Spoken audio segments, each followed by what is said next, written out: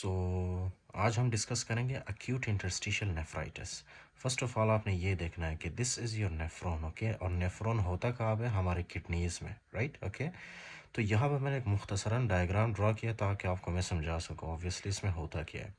You need to remember one thing, this is the proximal convoluted tubule, okay. ये Bowman space, ये proximal convoluted tubule है और ये proximal convoluted tubule के कुछ सेल्स मैंने ड्रॉ किए, फाइन, ओके।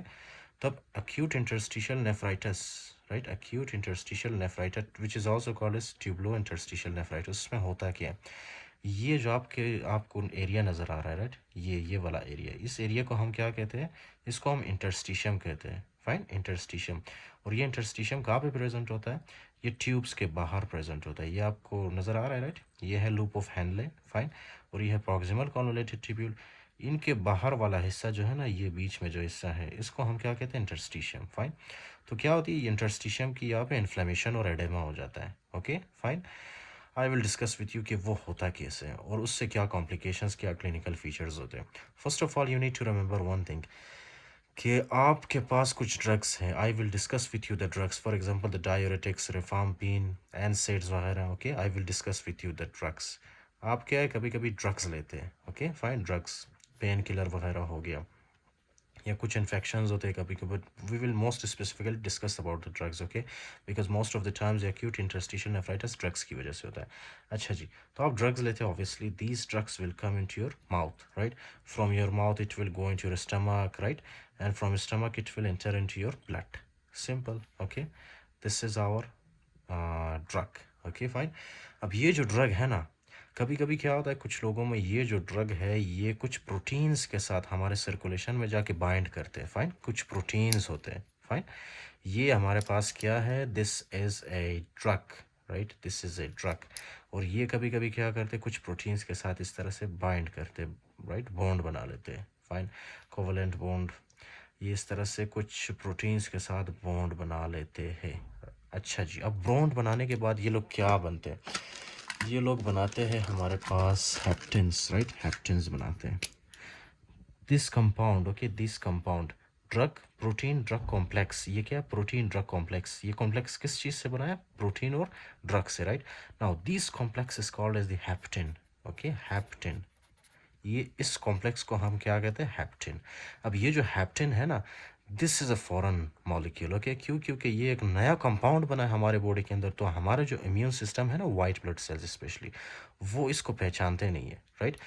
तो ऑब्वियसली क्या करेंगे, स्पेशली जो आपके एंटीजन प्रेजेंटिंग सेल्स हैं, वो इनके पास आएंगे, राइट, एंटीजन प्रेजेंटिंग सेल्स इसके साथ ड्रॉ कर दो। अच्छा, तो एंटीजन प्रेजेंटिंग सेल्स इनके पास आते हैं, राइट। ये जो हेप्टेन बना है, इस हेप्टेन के पास आके क्या करता है? इस हेप्टेन को एनगल्फ कर लेता है, ओके।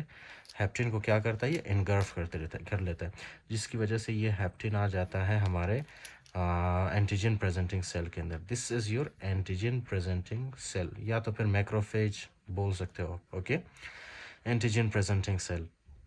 ये जैसे ही इसको इनगल्फ कर लेता है, राइट, ये क्या नाम है इसका? This is heptane, fine, heptane. अच्छा जी, तो इसको इनगल्फ करने के बाद ये इसका कुछ टुकड़ा होता है, राइट, इसका कुछ टुकड़ा ये क्या करता है? अपने सरफेस पे इसको इस तरह से डिस्प्ले करता है, इस तरह से डिस्प्ले करता है, राइट, इसके कुछ पार्ट्स को। कैसे? इसके पास एक रिसेप्टर होता है जिसको हम कहते हैं MHC class 2 receptor, okay, MHC class 2, MHC class 2। अच्छा, MHC क्लास 2 के ऊपर थोड़ा सा हिस्सा जो है इसका किसका पड़ा होता है? ड्रग का, और थोड़ा सा हिस्सा इसका प्रोटीन का पड़ा होता है, फाइन। इस तरह से यही चीज़ ये यहाँ पे रिप्रेजेंट करता है। अब आगे क्या होता है? Listen very carefully. आगे ये होता है ना कि ये जो MHC क्लास 2 है, ये किसके साथ बाइंड करता है? ये जाके बाइंड करता है टी सेल रिसेप्टर के साथ, ओके। इस तरह से टी सेल के पास इस तरह से क्या होते हैं? रिसेप्टर्स होते हैं। This is our T cell, okay, this is our T cell. तो क्या किया? एंटीजन प्रेजेंटिंग सेल ने आके ये जो एंटीजन्स थे ना, ये हेप्टेन हेप्टेन को आके किसके हवाले कर दिया? टी सेल के हवाले कर दिया, राइट। तो टी सेल क्या करता है? टी सेल के पास एक रिसेप्टर होता है, राइट, जिसको हम कहते हैं T cell receptor, T cell receptor. T cell receptor के साथ ये बाइंड करता है MHC क्लास 2 मॉलिक्यूल के साथ, right. As a result T cell क्या होता है? स्टिमुलेट होता है, फाइन। अब टी सेल स्टिमुलेट होने के बाद पता है आपको क्या रिलीज करता है? This will release interleukin one interleukin 6 tumour necrosis factor alpha, okay, इस तरह से। But most specifically we will see interleukin 5, right. अब ये जो इंटरल्यूकिन 5 है ये क्या करता है, this interleukin 5, okay, this will lead to the production of the eosinophils, right. Eosinophils को हमारे ब्लड के अंदर ज़्यादा कर देता है, राइट। अगर आपने हेमाटोलॉजी पढ़ा हो तो आपको पता होगा कि इंटरल्यूकिन 5 किस तरह से ईओसिनोफिल्स को ज़्यादा कर देता है हमारी बॉडी के अंदर, फाइन। अब ये जो ईओसिनोफिल्स है, right, obviously this is a white blood cell, okay. ये ईओसिनोफिल क्या करेगा, इस तरह से सर्कुलेशन से निकल के ये आता है इंटरस्टिशियल स्पेस में, राइट। यहाँ पे ये देख रहे हो आप, this is our eosinophil, right. Eosinophil कहाँ से है, ब्लड सर्कुलेशन से। तो ये इंटरस्टिशियल स्पेस में है। मैंने आपको पहले ही बताया था कि this area is called interstitium, right. अब एक नहीं होते ये बहुत ज़्यादा होते हैं, मिलियंस में होते हैं, फाइन। तो मैंने सिर्फ एक ड्रा किया। अच्छा, ये यहाँ पे आके आपको पता है क्या करते हैं, ये यहाँ पे आके इन्फ्लेमेशन एंड एडेमा काज करते हैं। Inflammation and oedema, right. आपको पता है इन्फ्लेमेशन और एडेमा की वजह से क्या होता है, फ्लूइड एक्यूमुलेशन होती है, जिसकी वजह से ये एरिया जिसमें है ना, इस एरिया में क्या होता है, फ्लूइड एक्यूमुलेशन होती है। और वो फ्लूइड क्या करते हैं, इस तरह से ये जो प्रॉक्सिमल कॉन्वोल्यूटेड ट्यूब्यूल के सेल्स है ना, इसको कंप्रेस करते हैं, इस तरह से पुश करते हैं, इस साइड पे पुश करते हैं, फाइन। तो एज अ रिजल्ट कुछ यहाँ पे इन्फ्लेमेशन एडेमा बनता है, कुछ यहाँ पे इस साइड पे, फाइन। तो क्या होगा, ये जो प्रॉक्सिमल कॉन्वोल्यूटेड ट्यूब्यूल के सेल्स है ये इस तरह से पुश होंगे आगे की तरफ, इस तरह से पुश होंगे। और ये जो ल्यूमन है ना, ये ल्यूमन क्या होगा, इसका साइज बहुत ही नैरो होगा बाद में, फाइन। ये देख रहे हो आप, ये क्यों इस तरह से नैरो हुआ है इसका साइज, क्यों, क्योंकि ये जो प्रॉक्सिमल कॉन्वोल्यूटेड ट्यूब्यूल है इसको पुश कर रहा है। कौन पुश कर रहा है, इन्फ्लेमेशन एंड एडेमा। किस वजह से हुआ, ईओसिनोफिल्स की वजह से, सिंपल, ओके। अच्छा जी, सो आपको तो पता है ना कि यहाँ से क्या होता है, यहाँ से हमारे ब्लड के थ्रू यहाँ से फिल्ट्रेशन होती है, ओके, फिल्ट्रेशन होती है। लेकिन यहाँ पे रास्ता बंद है, यहाँ पे रास्ता बहुत नैरो है। तो क्या सही से फिल्ट्रेशन होगी, नहीं होगी, राइट। तो ग्लोमेरुलर फिल्ट्रेशन रेट क्या होगा, ग्लोमेरुलर फिल्ट्रेशन रेट कम होगा, ओके। ग्लोमेरुलर फिल्ट्रेशन रेट कम होगा, बहुत ही कम होगा। जिसकी वजह से क्या होगा कि ब्लड के अंदर नॉर्मली ये हमारी जो फॉर एग्जांपल किडनीज़ है, राइट, ये किस चीज़ को फ़िल्टर करता है। वैसे तो बहुत सी चीज़ें, लेकिन हम फ़िलहाल बात करते हैं यूरिया एंड क्रिएटिनिन की, फाइन। यूरिया एंड क्रिएटिनिन यहाँ से फ़िल्टर होता है। अच्छा, अगर यहाँ पे ऑब्स्ट्रक्शन हुआ तो क्या ये यूरिया और क्रिएटिनिन आसानी से फ़िल्टर होगा, नहीं होगा, ओके। जिसकी वजह से क्या होगा, ये जो यूरिया और क्रिएटिनिन है ये हमारे ब्लड के अंदर इंक्रीज कर जाएगा, ओके। ये यूरिया क्रिएटिनिन इंक्रीज होगा, क्यों, क्योंकि यहाँ पे ऑब्स्ट्रक्शन है, सिंपल यार, ओके, राइट। अच्छा जी, so this is the first finding, right. Now the next thing that you have to remember कि ये जो है मतलब क्या होता है बाद में, इसके बाद कुछ और फाइंडिंग्स हैं, जैसे कि इंटरल्यूकिन 1 इंटरल्यूकिन्स वगैरह रिलीज़ होते हैं, ओके। इंटरल्यूकिन 1 या 6, उसके अलावा ट्यूमर नेक्रोटिक फैक्टर अल्फ़ा, इस तरह से कुछ साइटोकाइंस, इनको हम क्या कहते हैं, साइटोकाइंस कहते हैं, राइट। ये जो रिलीज़ होते हैं, ये साइटोकाइंस आपको पता है क्या करते हैं, they will go into the hypothalamus, okay. यहाँ पे आपका ब्रेन है ना, ब्रेन के अंदर यहाँ पे आपको पता है क्या होता है, हाइपोथैलेमस होता है, right.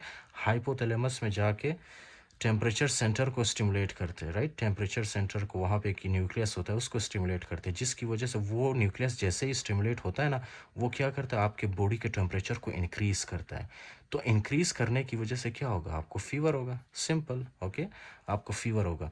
The next thing that you have to remember, ये जो ईओसिनोफिल्स है आपके पास, they will go through your circulation into your skin, into your hands, into your feet, okay।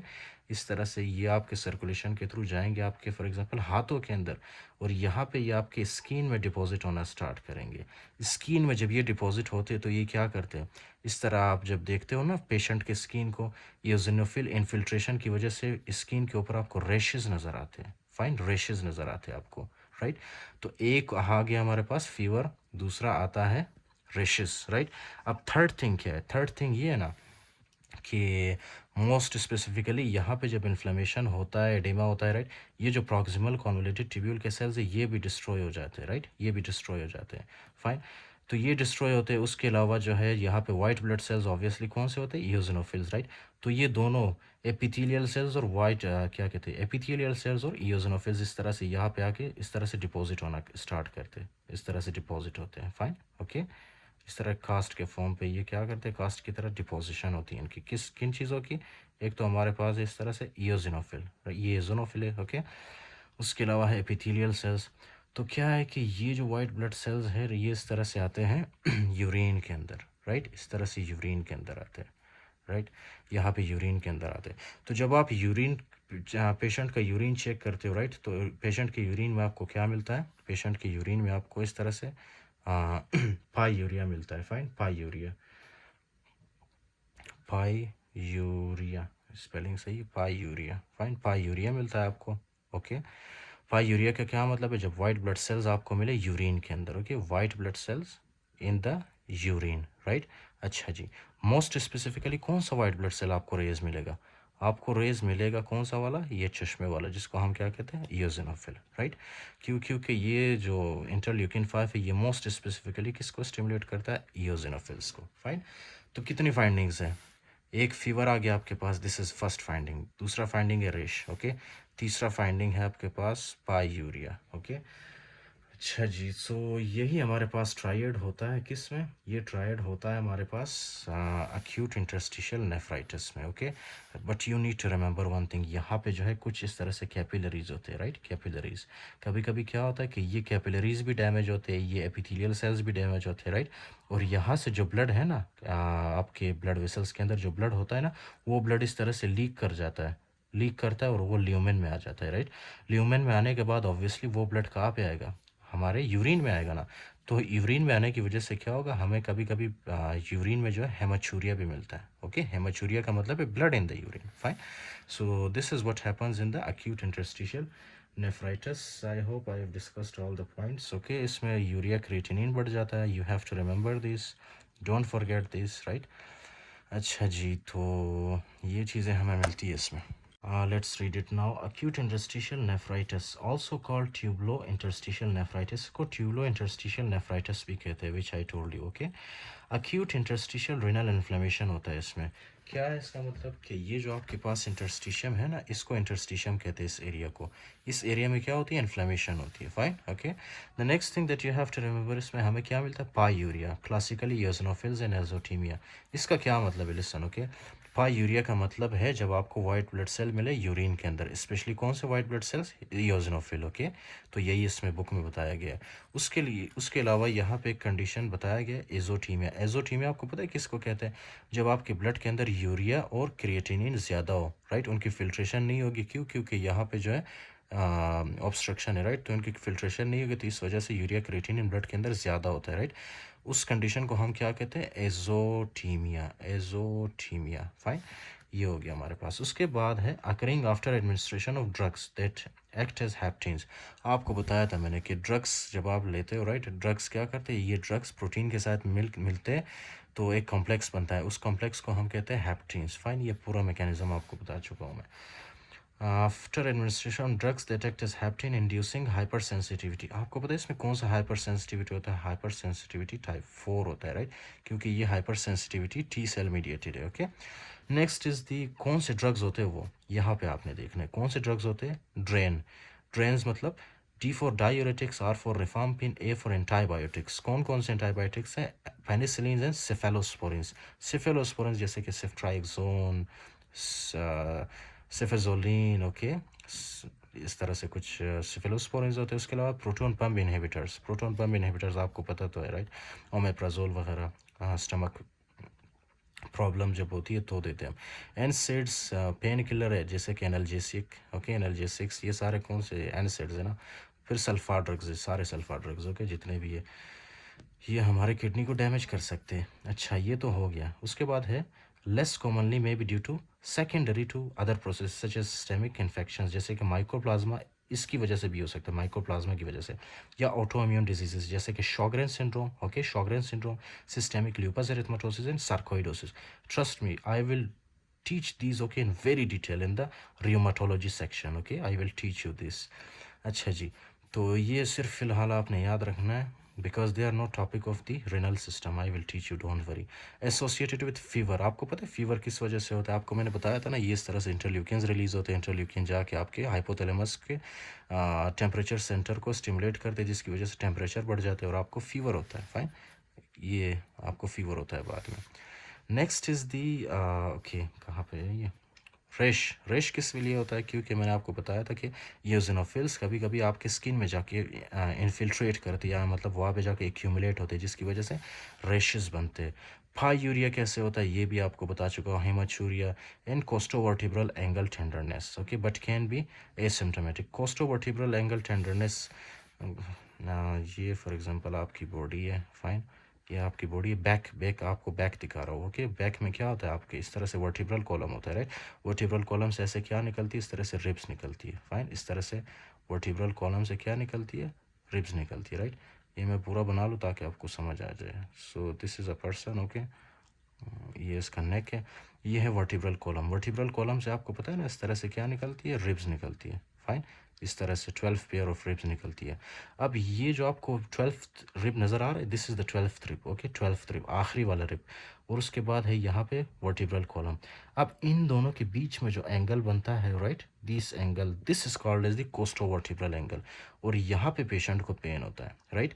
ये कोस्टोवर्टिब्रल एंगल किसको कहता है, कोस्टोवर्टिब्रल एंगल इसको कहते हैं। ये जो आपका लास्ट रिब है ना, लास्ट रिब और वर्टिब्रल कॉलम, इन दोनों के बीच में जो एंगल बनता है, this is called as costovertebral angle. Costo का मतलब है रिब और वर्टिब्रल का मतलब है वर्टिब्रल कॉलम, और उन दोनों के बीच में जो एंगल बने उसको हम कहते हैं कोस्टोवर्टिब्रल एंगल, राइट, कोस्टोवर्टिब्रल एंगल, सिंपल। अच्छा जी, तो नेक्स्ट टेंडरनेस होता है उसमें, but can B asymptomatic. Remember the causes, ये है उसके कॉजेज, राइट।